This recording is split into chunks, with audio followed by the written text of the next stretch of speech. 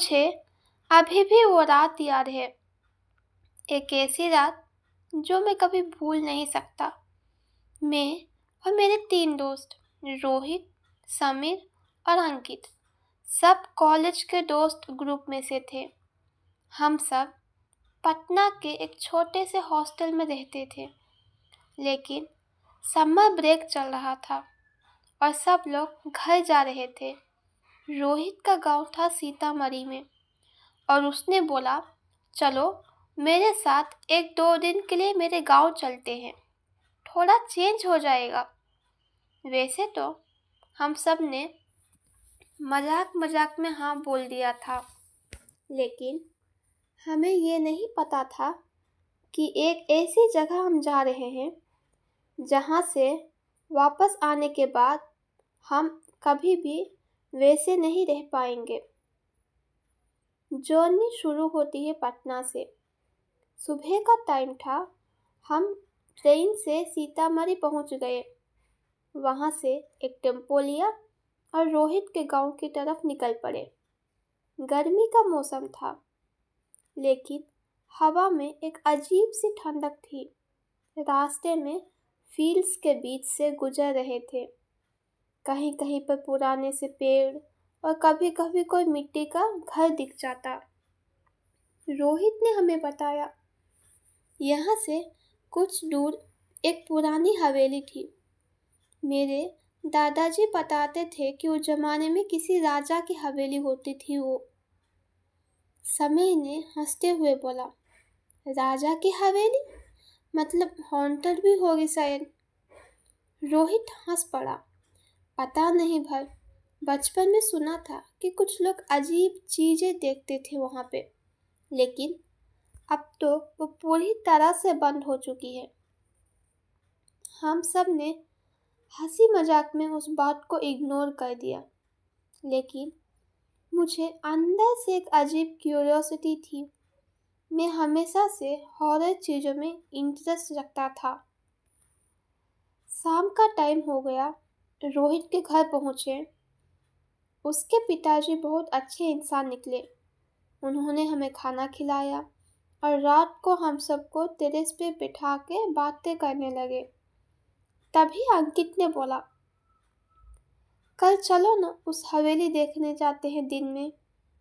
रोहित पहले मना कर रहा था, लेकिन हम सब ने मिलकर उसे मना लिया। बस दिन के टाइम थोड़ा सा अंदर जाएंगे, फिर वापस आ जाएंगे। अगली सुबह हम 5 बजे उठ गए। एक लोकल आदमी से रास्ता पूछा और साइकिल लेकर निकल पड़े। गांव के लोगों ने हमें देखा तो कुछ अजीब नज़र से देखा, जैसे उन्हें पता था कि हम सब लोग कहाँ जा रहे हैं। एक बुढ़िया ने रास्ते में कहा, बेटा उस तरफ मत जाओ, वो जगह अब जिंदा नहीं है। ये सुन के हम सब लोग हंसने लगे। सोचा कि शायद कोई पुरानी कहानी होगी, लेकिन अंदर से थोड़ा अनईजी फील हो रहा था। जब हम हवेली के पास पहुंचे, वो देखकर एक सेकेंड के लिए हम सब चुप हो गए। पुरानी दीवार पर बेल बुढ़िया चल रही थी। गेट जंग लग के आधा टूट चुका था। बाहर एक पुराना नीम का पेड़ था, जैसे उसका आधा हिस्सा सूख चुका था। मैंने बोला, यार ये तो मूवी वाली हॉन्टेड प्लेस लग रही है। रोहित ने मुस्कुराते हुए कहा, चलो जल्दी देख लो और निकलते हैं। जितने जल्दी निकल जाएंगे उतना ही हम सब के लिए अच्छा होगा। उसके बाद हम सब हवेली के अंदर निकल गए। गेट ढकेलकर हमने अंदर गए। अंदर हवा ठंडी थी, लेकिन कोई अजीब सी बदबू आ रही थी, जैसी कोई पुरानी लकड़ी, मिट्टी या फिर कुछ तो अजीब। अंदर के कमरों में मुझे कुछ कर्टन्स लटके हुए दिखाई दिया और फ्लोर पर मकड़ियों के झुंड पड़ा था। समीर ने बोला, लगता है यहाँ पे शायद कोई बहुत पहले रह रहा था। रोहित ने कहा, हाँ, मेरे दादाजी के हिसाब से ये हवेली 1940s के टाइम की है। राजा के मरने के बाद ये हवेली भी बंद हो गया। हम एक एक कमरा एक्सप्लोर कर रहे थे। एक कमरे में एक पुराना मिरर था और जिसमें हमारा रिफ्लेक्शन धीरे धीरे ब्लर हो रहा था। मुझे लगा शायद धूल के वजह से है। फिर हमने एक बड़ा हॉल जैसे जगह पे गए। बीच में एक बहुत पुरानी कुर्सी भी थी और उसके आसपास फ्लोर पर कुछ लिखा हुआ था, जैसे पुराने जमाने के रंग भरा चाक या सिंदूर से। अंकित ने बोला, यार, ये क्या लिखा है? मैंने झुक कर देखा, लेकिन लिखाई इतनी पुरानी मिथिला स्क्रिप्ट में थी, कुछ समझ में नहीं आया। तभी हवा तेज चलने लगी। गेट खोला और धक्का दिया आवाज को। हम सब एक दूसरे को देख के हंस दिए, पर हंसी फेक थी, जैसे हम अपना डर छुपा रहे थे। अब जब हम निकलने लगे, मुझे लगा मैंने पीछे से कोई चलने की आवाज़ सुनी। मैं एक सेकंड के लिए रुक गया। जब पीछे मुड़ के देखा तो कोई भी नहीं था, लेकिन जब मैं फिर से आगे बढ़ा, समय ने मुझे देखकर बोला, क्या हुआ? मैंने कहा, कुछ नहीं। उसने कहा, लगा कोई तुम्हारे पीछे था। इसके बाद हम निकल आए, लेकिन उसी रात से चीज़ें बदलने लगी। रोहित के घर वापस आकर हम लोग फिर से छत पे बैठकर बातें कर रहे थे। तभी अंकित ने बोला, तुम लोगों ने नोटिस किया था वो कुर्सी के पास लिखा हुआ पैटर्न एकदम परफेक्ट सर्कल में था? मैंने कहा, हाँ, और वो विंडो भी बहुत वियर्ड थी। हम रात भर उसी की बात कर रहे थे, जैसे कोई दरवाज़ा बंद कर रहा हो। रोहित के पेरेंट्स तो सो गए थे। हम नीचे गए, सब कुछ नॉर्मल था, लेकिन जब वापस आने लगे तो मुझे लगा मैंने एक शैडो देखी स्टेज के कोने में। वो बिल्कुल मेरे सामने थी, पर जैसे ही मैंने आंखें झपकाई, वो एकदम से गायब हो गई। मैं कुछ बोल ही नहीं पाया, बस चुपचाप वहीं पे खड़ा रह गया। अगली सुबह हमने सोचा वापस पटना चले, लेकिन उस रात को बस नहीं थी। दिन भर हम गाँवों में घूमते रहे। शाम के टाइम रोहित के माँ ने कहा, बेटा, तुम लोग रात को ज़्यादा देर तक बाहर मत रहना। उस रात हम टेरेस पे टेंट लगाया। सब लोग सो रहे थे, मैं सिर्फ अकेला ही जाग रहा था, फोन पर म्यूजिक सुनते हुए।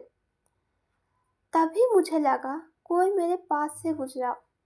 एक ठंडी हवा जैसी महसूस हुई, पर उसके साथ हल्की सी कुछ फुसफुसाहट की आवाज़ें भी आने लगी। मैंने तुरंत ही अपना हेडफोन निकाला। अब पूछा, कौन है? कोई जवाब नहीं। मैं उतरा और टेरेस के कोने तक गया। नीचे सब कुछ शांत था, लेकिन जब मैं पलटा तो मुझे एक पल के लिए लगा कोई मेरे पीछे पे खड़ा था, लेकिन जैसे ही मैंने पलट कर देखा, कोई भी नहीं था। दिल तेज धड़कने लगा। मैं टेंट के अंदर घुस गया और आंखें बंद कर ली।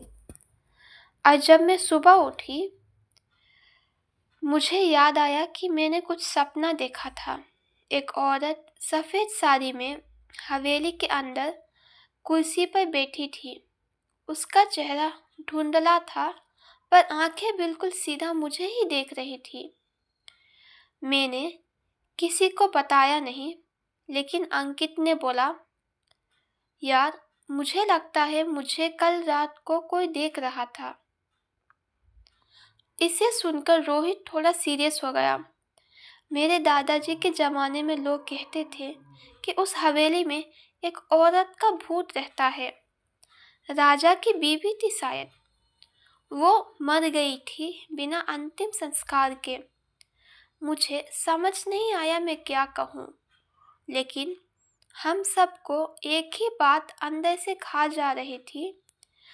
हमने वहाँ पर से जब जाना, अगले दिन शाम के टाइम हम टॉर्च लेके गए। हवेली और भी ज़्यादा सुनी लग रही थी। गेट से गुजरते ही हवा एकदम ठंडे लगने लगी। हम सीधा उस हॉल के पास गए जहाँ वह कुर्सी थी।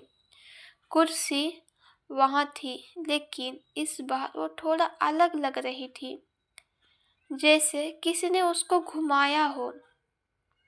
मुझे लगा मैंने किसी को अंदर से हंसी करते हुए सुना। कौन है वहाँ? मैंने चिल्लाया। एको वापस आया। हाँ वहाँ। रोहित बोला, बस चलो यहाँ से। लेकिन हमारे पैर जैसे जमीन पे जम गए थे। तभी टॉर्च के एक साथ ब्लिंक करने लगी और बंद हो गई। अंधेरा, पूरा अंधेरा। हम बस इतना याद थे, किसी ने मेरे कान के पास से कहा, तुम वापस आ गए। और मुझे लगा जैसे मेरे कंधे पर किसी ने हाथ रखा हो। मैं चीखा और सब भाग गए। हमें याद नहीं किसी ने हमें घर पहुंचाया। रोहित की माँ ने देखा तो बोला, क्या किया तुम लोगों ने? तुम सबके चेहरे से रंग उतरा हुआ है। हम बिल्कुल चुप थे। उस रात किसी ने कुछ भी नहीं बोला।